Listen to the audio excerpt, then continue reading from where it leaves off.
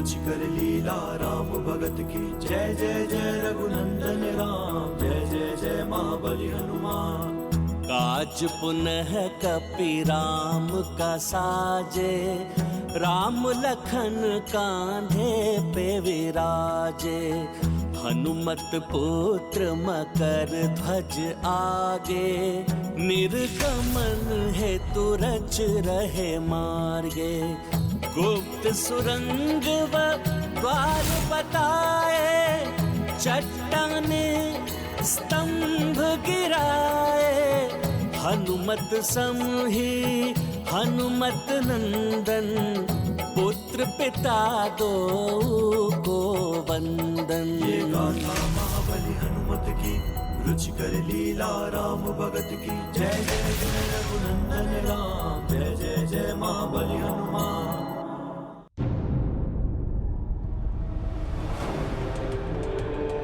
माता, लंकेश,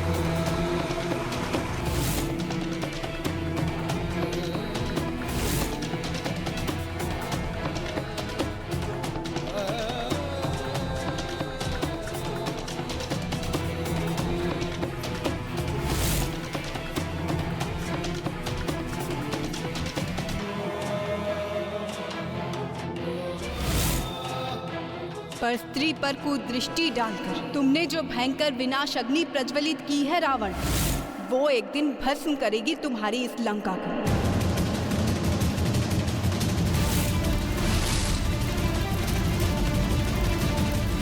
तुम्हारे जैसा पापी अपने और अपने परिजनों के सर्वनाश का कारण बनता है।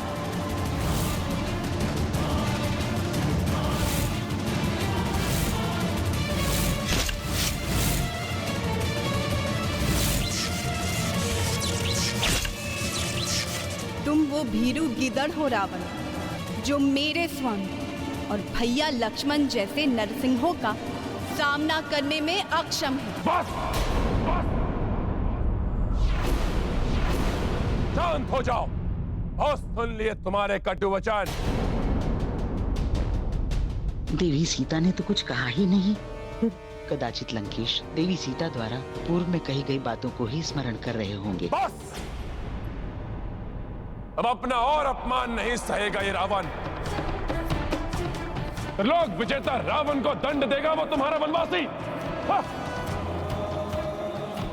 कदापि नहीं।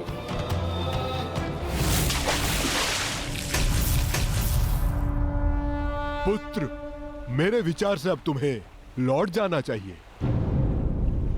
क्रोधित रावण अपना आक्रोश माता दुर्दुभी और अन्य पाताल वासियों पर बरसा सकता है, जिनकी सुरक्षा तुम्हारा कर्तव्य है। हाँ पुत्र, क्रोध अधर्मी को और विनाशकारी बना देता है। उसकी क्रोध जनित क्रूरता को रोकने के लिए धैर्यवान और समर्थ व्यक्ति की आवश्यकता होती है।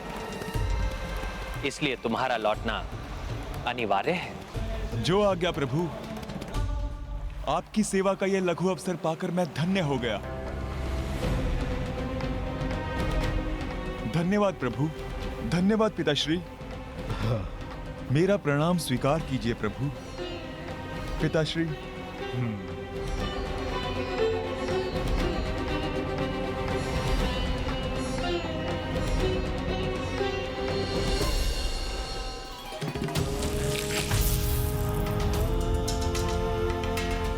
अब प्रस्थान करें हनुमान।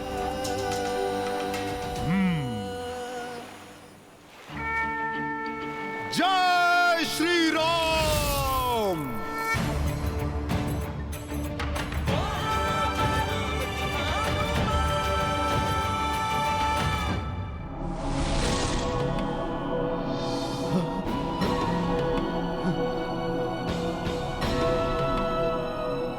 प्रभु। प्रभु श्री राम की, लक्ष्मण भैया की, पवन पुत्र हनुमान की, प्रभु श्री राम की। प्रभु, हम सब आपके सुरक्षित लौटने पर बहुत हर्षित हैं।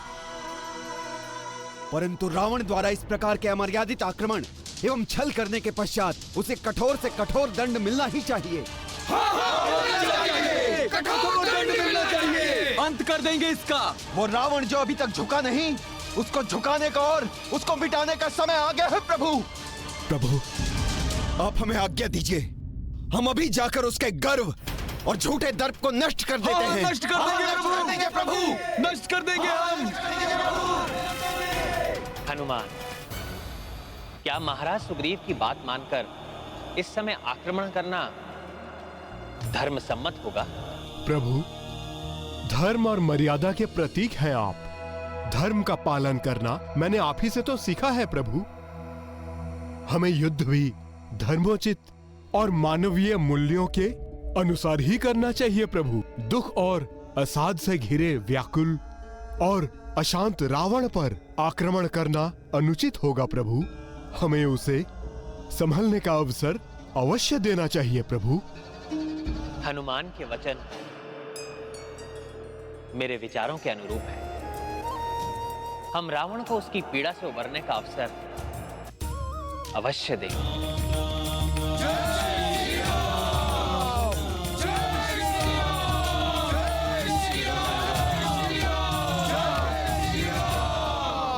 भयाक्रांत हो गया रावण, शरणागत बनेगा रावण। कदाचित यही प्रतीत हो रहा है ना तुम्हें? भ्रांति है ये तुम्हारी, भ्रांति।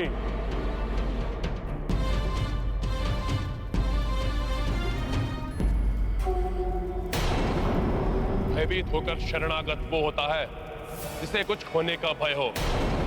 मैं अपना सर्वस्व होम कर चुका हूं एक अमूल्य निधि को पाने के लिए, और अब भी मैं उस अमूल्य निधि को पा सकता हूं।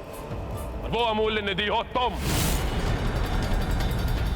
कभी नहीं झुकेगा रावण, तुमको पाकर रहेगा। इतिहास के स्मृति पटल पर अंकित करेगा कि रावण शीश कटा सकता है परंतु कभी झुका नहीं सकता। इस संपूर्ण जगत में मैं एक ही हूं, उस वनवासी नर उसकी संपूर्ण वानर सेना को परास्त कर सकता हूं। अपने इस अपार बल और पराक्रम को प्रमाणित करने का ये सुनहरा अवसर कभी नहीं खो सकता रावण, कभी नहीं, कभी नहीं, कभी नहीं। तुम्हारे पापों का घड़ा अब भर चुका है।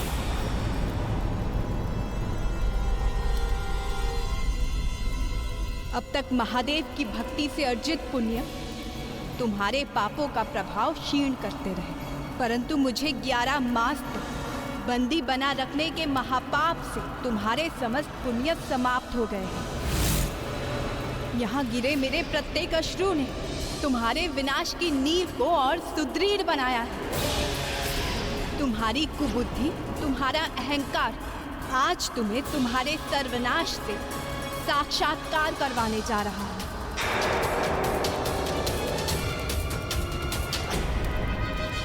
मेरा नहीं, उस वनवासी का होगा सर्वनाश, जिसके संहार के लिए महादेव और ब्रह्मदेव के वरदानों के अतिरिक्त मैं उस महाविनाशक शक्ति को जागृत कर अपना साथ देने के लिए विवश कर दूंगा। वो महाविनाशक शक्ति उन त्रिदेवों ब्रह्मा, विष्णु, महेश तीनों की शक्तियों से मेरा रक्षण करेगी।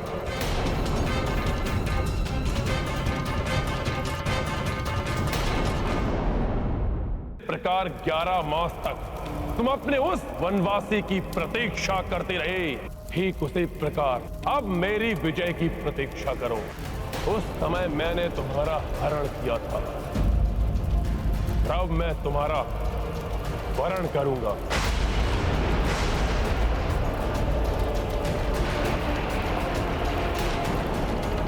स्वयं अपनी मृत्यु को निमंत्रण दे रहे हो तुम मूर्ख। अब तुम्हें मेरे विरुद्ध कुछ कहने या मेरे अपमान और तिरस्कार सहने का अवसर भी नहीं प्राप्त होगा। जाओ। जैसे कोई स्वयं अपने काल की आहट सुनकर स्वयं ज्वालामुखी के मुख में प्रवेश कर जाए, जैसे कोई वन्य जीव सिंह का आखेट बनने के लिए उसके समक्ष प्रस्तुत हो जाए, उसी समान रणभूमि में तुम मेरे स्वामी श्री राम से अपने संहार के लिए जा रहे हो।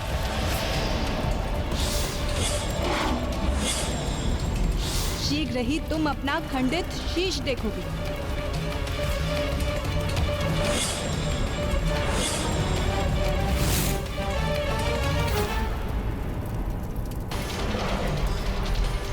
उसी समान रणभूमि में तुम मेरे स्वामी श्री राम से अपने संहार के लिए जा रहे हो।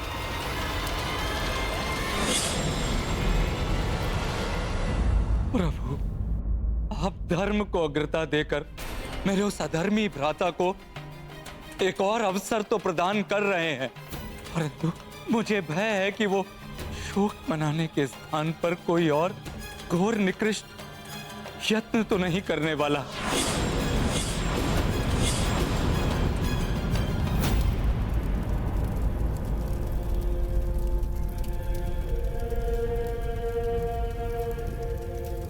यदि सबकी मान्यताओं के आधार पर मैं ये स्वीकार कर भी लूं कि वो हनुमान शिवांश है, पर वो तो नर नारायण का अवतार है, तब भी उनसे टकराने के लिए एक अमोघ दैवीय शक्ति होगी मेरे पास, जो सदैव मेरी रक्षा करेगी। मैं माता तारा देवी को प्रसन्न करूंगा, उनकी निश्चित पूजा करूंगा मैं।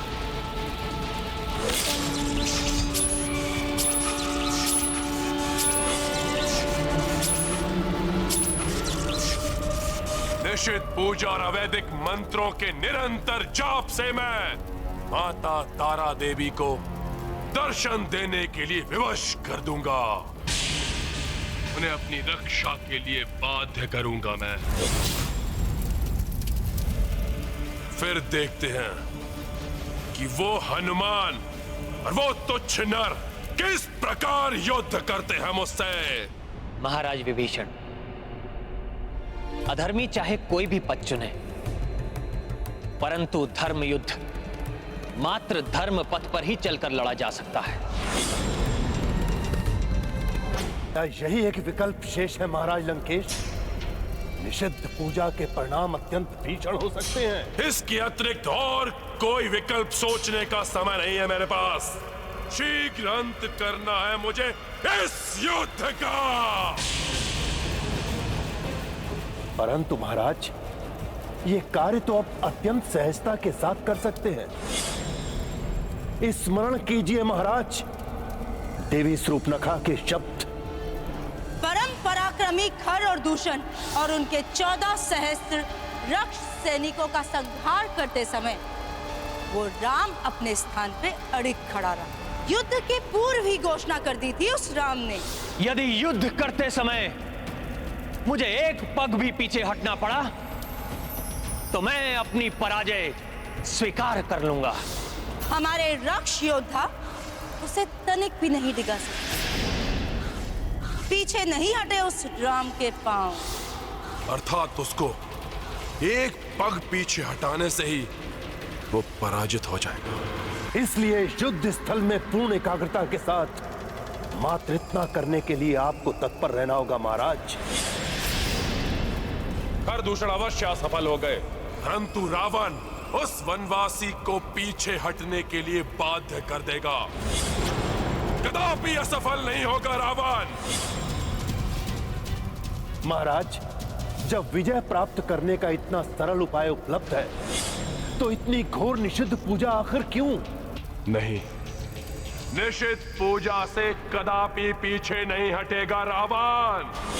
अब किसी विपत्ति की छाया नहीं पड़ने दूंगा अपने ऊपर। महाराज लंकेश, निषिद्ध पूजा ही आपके लिए सबसे अधिक विपत्ति का कारण बन सकती है। सहज नहीं है निषिद्ध पूजा माता की। माता तारा का अत्यंत हिंसक, उग्र और प्रचंड रूप है महाराज। माता के उसी रूप की पूजा करना चाहता हूं मैं, जिसे उनका आशीष प्राप्त हो जाए। वो भीषण से भीषण युद्ध में कभी पराजित नहीं होता। परंतु महाराज, ये भी तो सत्य है कि आज तक माता तारा की पूजा में कोई भी सफल नहीं हुआ। जिसने भी माता तारा के दर्शन प्राप्त भी किए, वो उनके भीषण और उग्र रूप को देखकर काल के मुख में समा गए।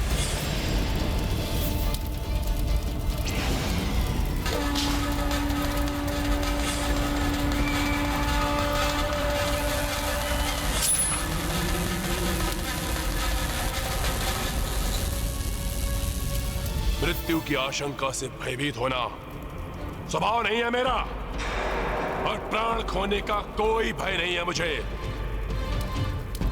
और यह भी ज्ञात है मुझे कि संकटों का सामना किए बिना कभी भी कोई लाभ प्राप्त नहीं होता।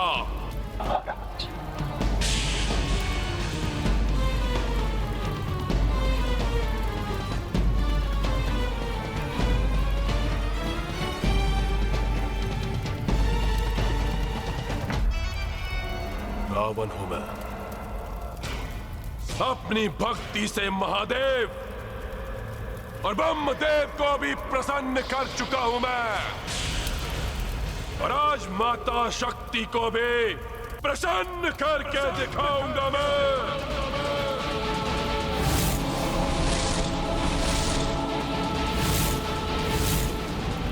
ऐसी घोर निषेध अवैधिक पूजा करूंगा मैं कि मां शक्ति माता तारा देवी के रूप में मेरी रक्षा करने के लिए विवश हो जाएंगी।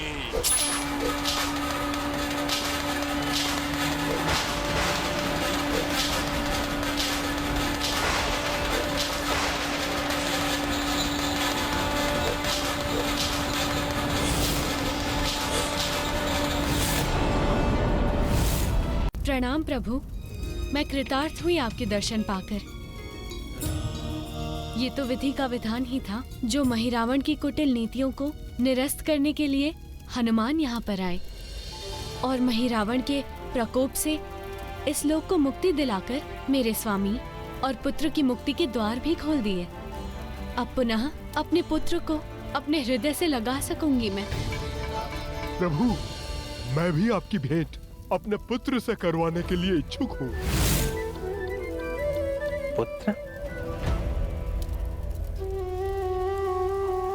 मैं मकरध्वज हूँ, महाबली हनुमान का पुत्र। मेरी माँ मकरी थी।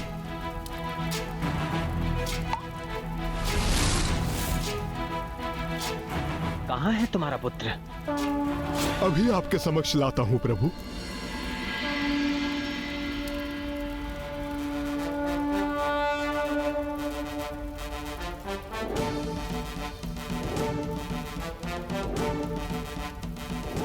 माँ, मेरे पुत्र।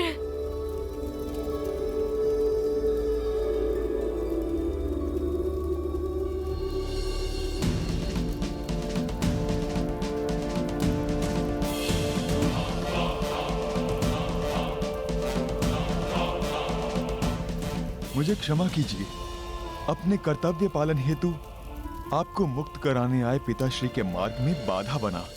तुम्हें यहाँ लाने के पूर्व ही हनुमान मुझे सब बता चुके हैं। मैं तुम्हारी कर्तव्य निष्ठा से अत्यंत प्रसन्न हूं पुत्र।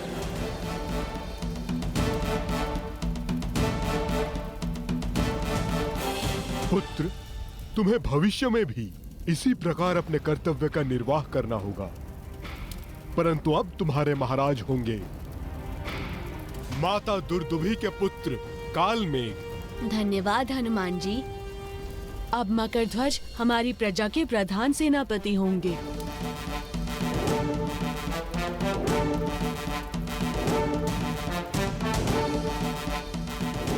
प्रभु, यहाँ हमारा कार्य पूर्ण हुआ।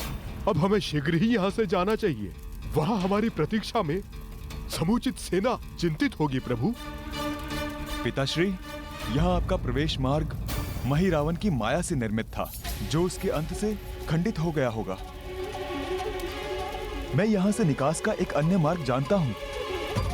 इस धर्म युद्ध में आपका साथ देने का मुझे कोई अवसर प्राप्त नहीं हुआ है, परंतु आप सभी को यहाँ से लंका पहुँचाने की अनुमति देने की कृपा कीजिए।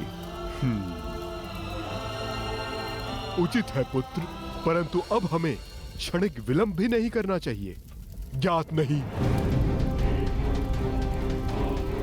महिरावण की मृत्यु का समाचार पाके अब रावण क्या करेगा। अपने कुल की क्षति का प्रतिशोध मैं रावण एकाकी ही तुम सबसे लूंगा।